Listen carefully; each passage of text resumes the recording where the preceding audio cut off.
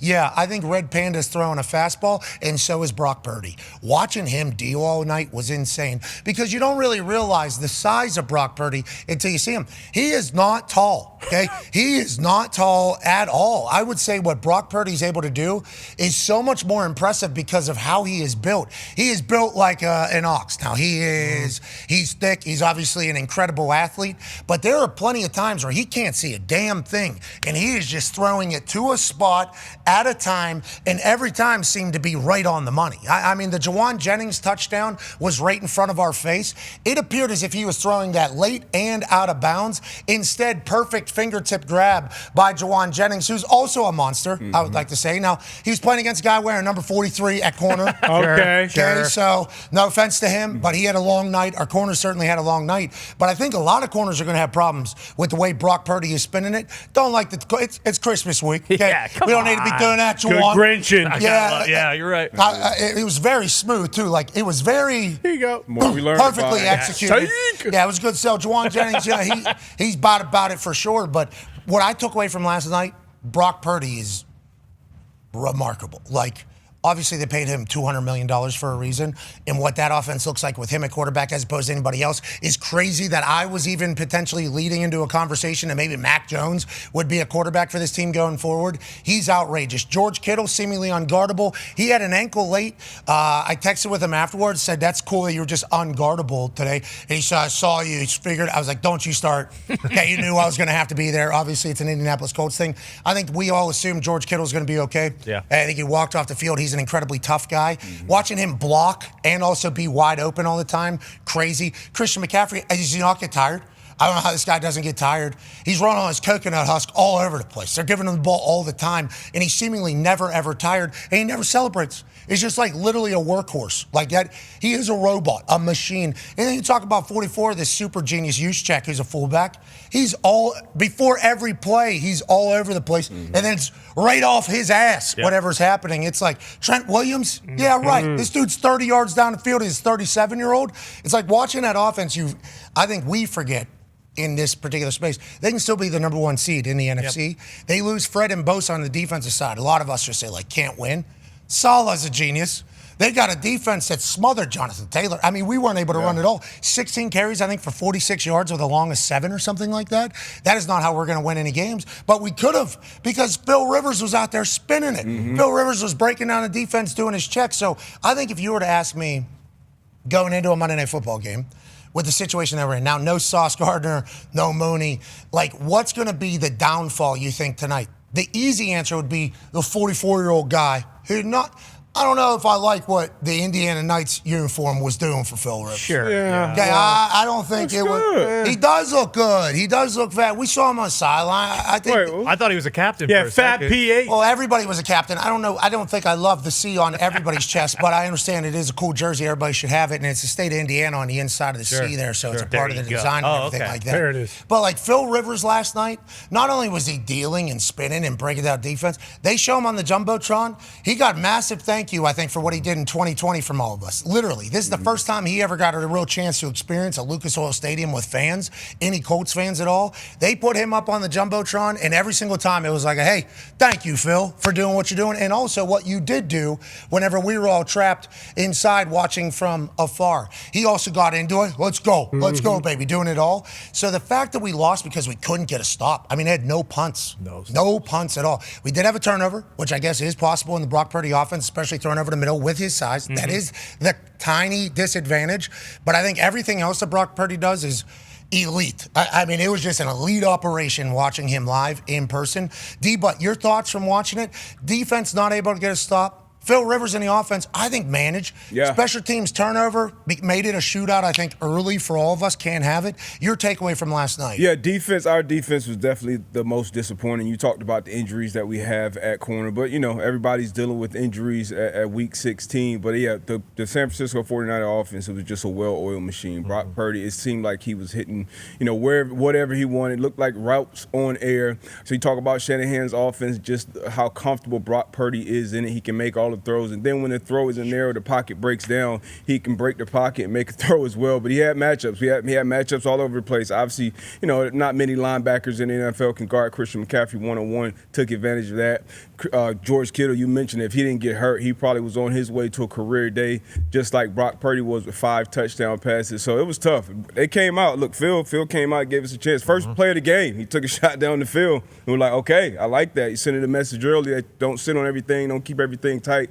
And had Alec Pierce involved early. He had 2 touchdowns. Offense showed up and tried. Once again, the run game was smothered.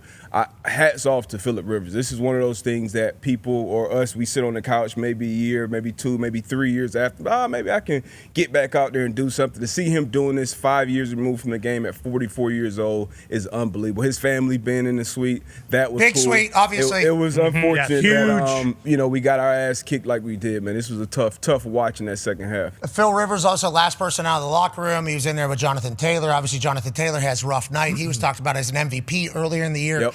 Not really as much now. Tyler Warren also not as big of a detriment as he was earlier in the season. Not for a lack of trying, though. They were trying to feed him. Tyler Warren took like 4 massive shots. Huge. I think Tyler Warren's going to fall into the category of like Gronk because he's so big. Yeah.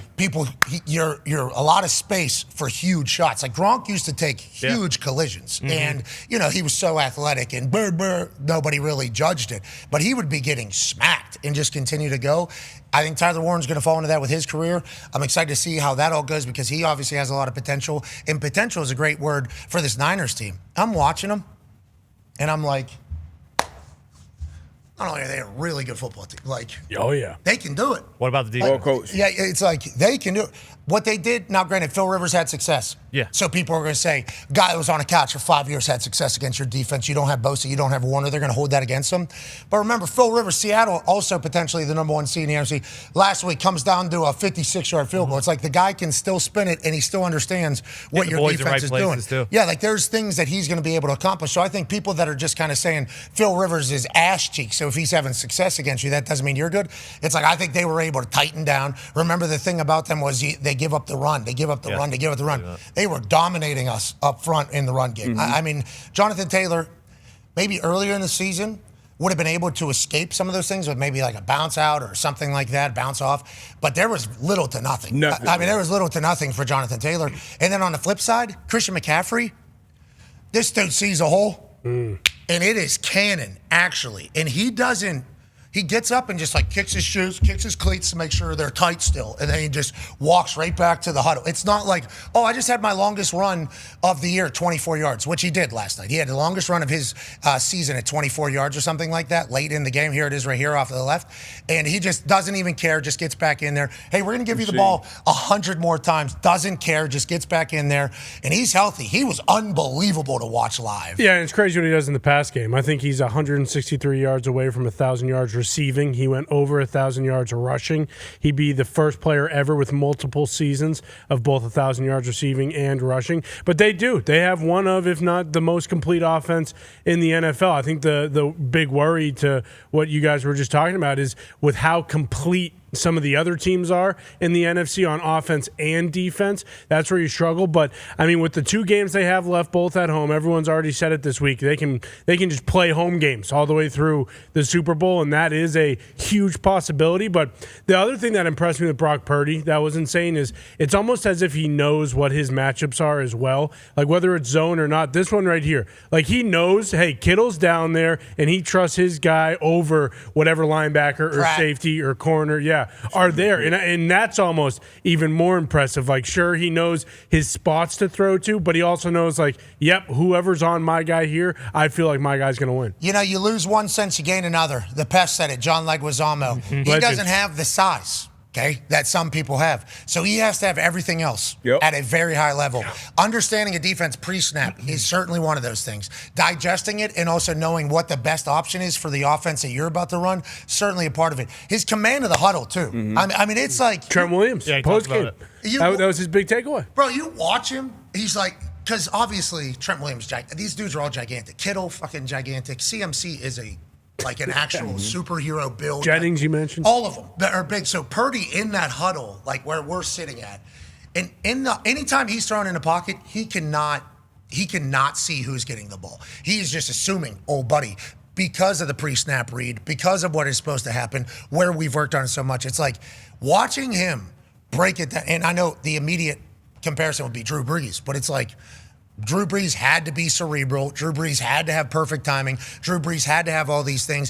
Good finding of windows. That's a talent that not everybody has of where he can throw through. Even taller quarterbacks struggle with that if you can't get it past a D-line. It's like Brock Purdy has to have super elite all that shit because he doesn't have the 6'4" frame that some quarterbacks have to have, especially behind that offensive line that they have. But everything else watching, it's like this guy's special. Like this is a special talent. The moxie, bro. The bounce that he has in between plays. It's like he looked like a $50 million quarterback. Yes, you know what I mean? When you think about a quarterback that's making $50 million, that's what it looks like. And obviously, him being small, you talk about these different quarterbacks having their different superpowers. His post-snap and pre-snap operation has been his superpower. He's been small his whole life. All these guys that get to this level, whether it's Kyler Murray, Bryce Young, Drew Brees, they've been small their whole life, just like in other sports. So they've been able to maneuver and make it work. And he does it. And the years prior, when he was having these great years, everybody always tried to give someone else the credit. Hey, they got Ayuk, or they got this guy, they got that guy. And now with them, guys in and out of the lineup, and Brock Purdy still doing his thing, is very, very impressive. Yeah, and we've heard, since he's come in the league, how good of a teammate he is, how much these guys respect him. But to your point, over the last couple weeks since he came back from the injury and he's felt like he's fully healthy, I think we are starting to see a little bit more out of him. After he got paid, he's not just, he might still be that kind of mild-mannered guy who went to Iowa State and doesn't like to be in the limelight, but you can tell he understands this is my team. This is my team now. And he's starting to kind of do some of the things that he maybe wasn't doing a couple years ago when it was kind of hey, he's just happy to be here. He's got all these weapons. Now I think he understands hey, when I'm playing at my best, I am just as crucial to this offense as a guy like CMC or Kittle or any of these other guys. Yeah, I mean, it was unbelievable. Yeah. Watching it live was outrageous. Now, the immediate shot is the Colts' defense's ass. And Which? I mean, once again, I think Brock Purdy and the Niners are going to do that to defenses. I think they are going to make teams look like ass. I think there's obviously going to be defenses that are going to play well against Brock Purdy, and there's going to be games where they're not clicking. But if they are clicking on all cylinders, which it felt like they were. Yeah. CMC was going, George was going, Juszczyk was going, Brock was going, the offensive line was going. Now, granted, is that because of the defense or is that because they were all balling on a Monday night in Indiana? Both. Yeah, whatever the case. But the Colts could not get a stop to save their lives. I mean, that was, and it's an interesting thing because against Sam Darnold just a week ago against Seattle Seahawks, they weren't bad. They kept it very low, walk-off field goal, and that was without DeForest Buckner. We get DeForest Buckner back this week. We still don't have corners. Brock Purdy and Shanahan, I think, knew that. Yeah. I think they certainly knew that they could potentially get it whenever they want. If we can get CMC rolling as well, that'll be an insane process.